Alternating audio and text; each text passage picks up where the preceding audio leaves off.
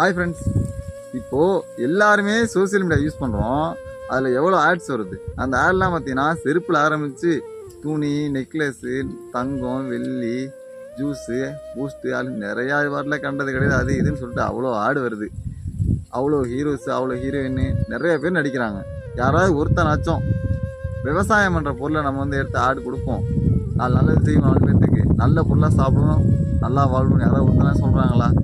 ஏன்னா விவசாயம் பண்ணுற பொருள்லாம் எந்த ஒரு லாபமும் கிடையாது. அப்படி லாபம் இருந்தால் தான் நிறைய பேர் நடிச்சிருப்பாங்களே. சப்போஸ் உடம்பு சரியில்லைன்னு சொல்லிட்டு டாக்டரை போய் பார்த்தா கூட ரொம்ப கம்மியான பேர் தான் கீரையை சாப்பிடுங்க, பழங்கள் சாப்பிடுங்க அப்படின்னு சொல்கிறாங்க.